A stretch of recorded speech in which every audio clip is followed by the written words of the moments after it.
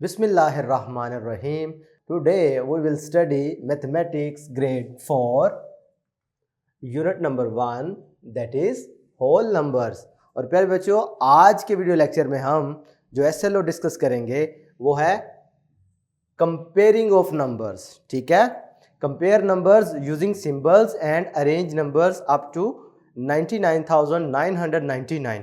अब इस SLO में दो चीज़ें आपसे पूछी गई हैं, एक तो कंपेयर और एक नंबर्स की अरेंजमेंट. लेकिन आज हम सिंपली कंपैरिजन पे बात करेंगे. तो टॉपिक स्टार्ट करते हैं जी. 1.2 कंपेयरिंग ऑफ नंबर्स. सबसे पहले तो समझ लें कि कंपेयरिंग का मतलब क्या होता है. कंपैरिजन का मतलब है कि आप अगर फ़र्ज़ करें मार्केट में जाते हैं, कोई भी चीज़ें ख़रीदते हैं तो कोई चीज़ें सस्ती नज़र आती हैं आपको उधर, कोई महंगी, कुछ चीप हैं कुछ एक्सपेंसिव. तो ये बेसिकली क्या है, ये फ़र्क है, इसे कंपैरिजन कहते हैं. नंबर्स के केस में कुछ नंबर बड़े होते हैं कुछ नंबर छोटे होते हैं, और बाज़ दफ़ा ऐसी सिचुएशन भी होती है कि दोनों नंबर इक्वल भी हो जाते हैं. तो ये तीनों कंडीशन यानी ग्रेटर देन, लेस देन और इक्वल, ये क्या कहलाता है, कंपैरिजन ऑफ नंबर. चलिए डेफिनेशन पढ़ते हैं.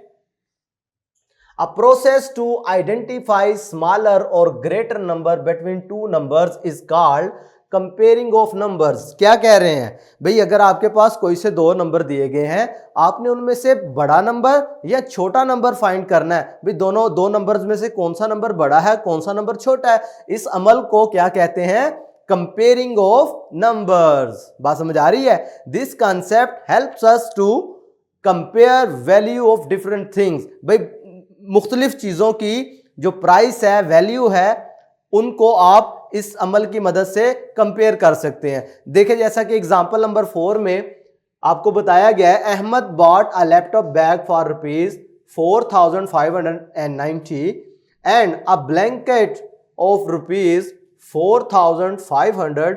विच आइटम इज मोर एक्सपेंसिव. देखें ये वर्ड कीवर्ड पे आपने तवज्जो करनी है कि इधर आप करना क्या चाह रहे हैं, भाई कौन सी चीज ज्यादा महंगी है. तो इधर आपके पास एक लैपटॉप बैग है, दूसरा ब्लैंकेट है, दोनों की प्राइस आपके सामने है.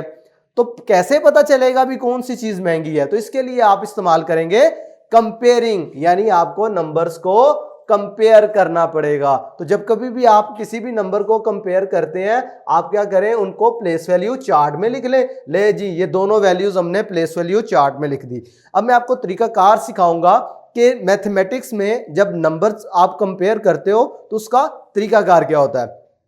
सबसे पहला स्टेप आपने याद रखना है, इसको प्लेस वैल्यू चार्ट में लिख लिया. जब प्लेस वैल्यू चार्ट में लिख लिया, फिर आपने सबसे लेफ्ट साइड से वाले जो डिजिट है वहां से स्टार्ट करना है, यानी start comparing with most left number that is the greatest place value. तो इधर ग्रेटेस्ट प्लेस वैल्यू क्या है, वो है जी 1000. इसका मतलब है आपने लेफ्ट साइड से स्टार्ट करना है. तो सबसे पहले है जी 4 यानी 1000 में अगर आपने कंपेयर किया, भाई ये भी 4 है ये भी 4 है, भाई ये तो दोनों इक्वल हो गए. इधर हमें नहीं पता चला कि कौन सा नंबर बड़ा है कौन सा छोटा. फिर क्या किया, जब कभी इस तरह का केस आ जाए कि जब इक्वल आ जाए, तो फिर आपने उससे नेक्स्ट वैल्यू पे मूव कर जाना है, नेक्स्ट प्लेस वैल्यू पे चेक करना है. तो नेक्स्ट है जी हमारे पास 100. उधर भी हमने चेक किया, दोनों में 5 था, दोनों में इक्वल हो गया, लिहाजा फिर इधर भी हम फैसला नहीं कर सके. तो हम क्या करेंगे, टेंस पे मूव कर जाएंगे. जब हमने टेंस को चेक किया तो टेंस में हमें पता चल गया, एक 9 है एक 0 है. भाई 0 से लेकर 9 तक जब आप काउंटिंग करते हैं तो 0 पहले आता है ना. 0 1 2 3 4 5 6 7 8 9. 9 बाद में आता है, 0 पहले आता है. इसका मतलब जो पहले नंबर आता है वो बाद वाले नंबर से छोटा होता है. इधर हमें पता चल गया कि 0 छोटा है और 9 उससे बड़ा नंबर है. ठीक है, अब हमने बताना क्या था, इधर हमारा टारगेट था कि एक्सपेंसिव कौन सा है, यानी एक्सपेंसिव वही होगा ना जिसकी कीमत ज्यादा है, यानी जिसकी वैल्यू बड़ी होगी, ग्रेटर होगी. तो पता चला कि ये वाला नंबर 9 बड़ा है. इसका मतलब है ये सारे का सारा नंबर ये निचले नंबर से बड़ा होगा, ग्रेटर होगा. यही चीज आपको ये सामने बताई गई है. इधर ये सिंबल भी यूज किया गया है, यकीनन आपको याद होगा, आपने पढ़ा हुआ है. ये सिंबल यूज करते हैं हम ग्रेटर देन के लिए, ये सिंबल यूज करते हैं लेस देन के लिए, और ये सिंबल यूज करते हैं इक्वल के लिए। ठीक है, तो इधर से हमें पता चला कि 4590 ग्रेटर देन होता है 4500 से। तो इधर से पता चल गया हमें कि जो लैपटॉप का बैग है मोर एक्सपेंसिव देन ब्लैंकेट। बात क्लियर हो गई है। अब ये अगर आपको समझ आ गया है तो एग्जामिन योरसेल्फ जो है, ये एक छोटा सा क्वेश्चन है आपके लिए, आप इसको जल्दी से बताएं। Tick the smaller number and cross the greater number. क्या होगा स्मॉलर नंबर और क्या होगा ग्रेटर नंबर?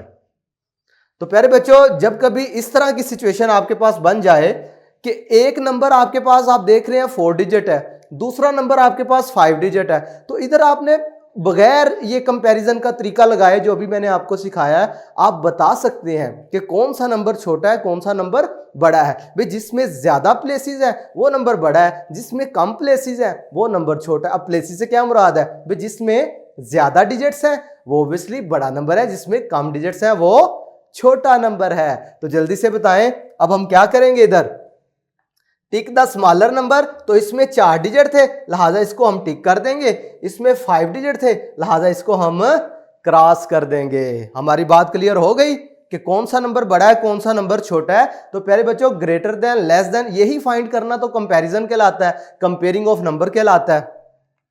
अब इसी से रिलेटेड आज का हमारा जो क्वेश्चन बनता है एक्सरसाइज 1B का, वो है क्वेश्चन नंबर 1।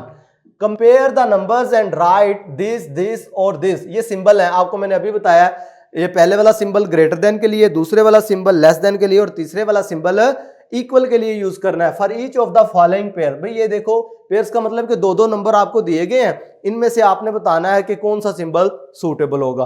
भाई जरा ये देखें, ये 5 डिजिट है, ये 4 डिजिट है, तो मैंने आपको बताया था कि जो 5 डिजिट नंबर होगा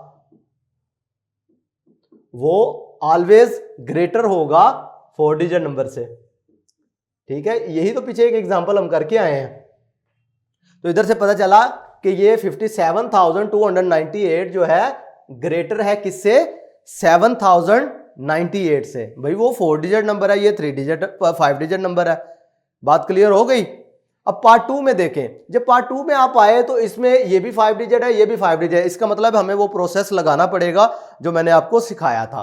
तो इस केस में क्या करेंगे, पहले वाला नंबर कंपेयर करो जी, मोस्ट लेफ्ट साइड से स्टार्ट करना है ना। इसका भी पहला 3 है, उसका भी पहला 3 है, अभी दोनों इक्वल, यहां पे हमें पता नहीं लगा। उससे अगला नंबर देखें, ये 5 है, ये 5 है, ये भी दोनों इक्वल, इधर भी हमें पता नहीं चलेगा कि कौन सा नंबर बड़ा है कौन सा छोटा।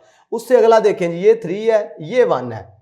अब 3 जो है वो 1 से क्या होता है? बड़ा होता है, ग्रेटर होता है। तो इसका मतलब है ये वाला सारे का सारा नंबर भी इससे ग्रेटर होगा, हमें अगले वाले 2 डिजिट को चेक करने की जरूरत नहीं है।